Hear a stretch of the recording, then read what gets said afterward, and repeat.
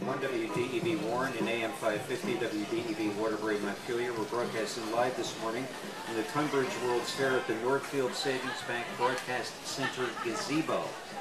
Joining us right now, let's give a nice warm Radio Vermont welcome this morning to Democrat Progressive candidate for Lieutenant Governor Cassandra Gekas, also the Republican incumbent Phil Scott. I'm going to begin with you, Mr. Scott, this morning. Yesterday, Governor Shumlin announcing that he will move forward on the construction of a mental health facility, as well as moving forward on the Waterbury facility that was devastated by Tropical Storm Irene.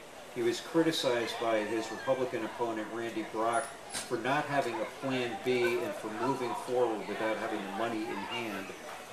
Is the governor making the right decision here, or do you agree with Mr. Brock? Well, Mark, first of all, thank you for having us here today. Beautiful Tunbridge. I've served on the Institutions Committee during my 10 years in, being in the Senate, and we dealt a lot with the Waterbury complex, and we dealt a lot with the state hospital as well. And the replacement of the state hospital in particular was long overdue. And I think we have to move forward with that. It's something that we had contemplated. The timing wasn't right, but now it is. So we have to move forward on that portion. I did read, and I haven't spoken to the governor. The governor's away right now.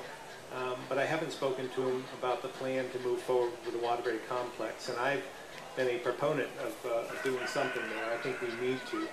But I've been concerned about where the money comes from, as with a lot of the things that we do. And I'm anxious to talk with him to see what his plans are. When I started reading some of his comments, I do believe that he wants to move forward, but there may be contingency plans along the way, but I don't know that for sure. But I'm supportive of moving forward in some fashion in Waterbury, but I'm very concerned about where that money comes from. So you disagree with Mr. Brock fundamentally? Well, I don't know until I talk with the governor about what his real plan is. And again, it caught me a bit by surprise. I would have hoped that maybe I'd had a conversation with the governor, because I'd been part of the plan in the last session. I brought the House and Senate and the administration together to come to some conclusion about Waterbury in terms of what we were going to do. So I orchestrated the meeting, and so I've had my hand in that from the beginning. So I was a little disappointed that maybe we didn't talk first, but I'll get my answers in next week. Ms. Gekas? Well, I would agree with the Lieutenant Governor that we need to move forward. I feel that strongly about both projects. I think on the state mental hospital side, I think that we have a crisis in the state that was certainly exacerbated by Irene and the lack of adequate facilities for people who really need care, and mental health is a big issue in the state. So I'm very supportive of moving forward with those plans.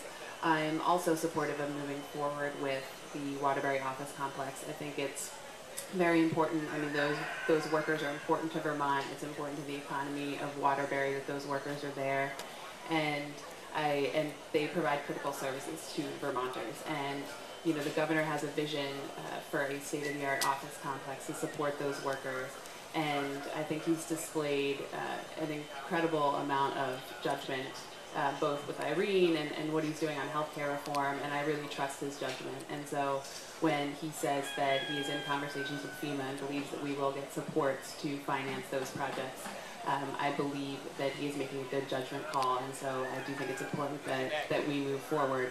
And if it turns out that we do not have the money that we expect from FEMA, I think as a state we have to figure out you know, how we're going to make that investment, because it's really important for the state and for those workers and for the health of the town of Waterbury. Speaking of Tropical Storm Irene, there's a group that's trying to raise millions of dollars for what's called the Permanent Fund to help with future disasters. What will you do as Lieutenant Governor in the next 2 years to assist that group? And Ms. Gekas, I'll start with you. Well, I think it's very important. I mean, you know, the floods that we saw and the impact of climate change that we're seeing across the country, across the world, I mean, I think it's fair to say that we're going to continue to see unpredictable weather. And we need to do what we can in the state to move towards a clean, renewable energy future to mitigate the impacts of climate change as much as we can in Vermont. But we also need to prepare and make sure our communities are safe from floods and other natural disasters going forward. So I think that mitigation is really important. And so as Lieutenant Governor, I want to make sure that those conversations continue and also look not only for ways that we can expand that group and the funds that they're helping to raise, but having conversations with the Agency of Natural Resources and figuring out what more we could be doing in communities around the state that are vulnerable to flooding to make sure that we're reinforcing stream beds, that we're expanding culverts and those sort of things so that we're mitigating the impacts of floods and things going forward. Okay, what would you, but my question was about what would you do to assist this group that's trying to raise this money? I think that I would ask them what it is that they need. So I think continuing the conversation both in the State House and out in the community is really important because people need to know what we're trying to do and what we're trying to accomplish with these funds.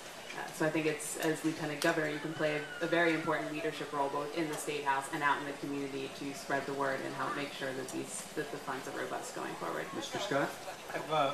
I've actually been a part of the long-term disaster relief fund efforts to date, and I'm fully supportive of saving for the future and having a fund in place in the future. So I would continue the work that I've been doing, soliciting from those that can give, and make sure that we're properly prepared for future events that are probably going to that we're going to have.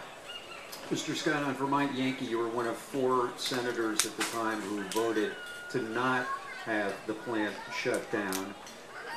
Ms. Gekas is in favor of having the plant shut down. Would you today change that vote that you made?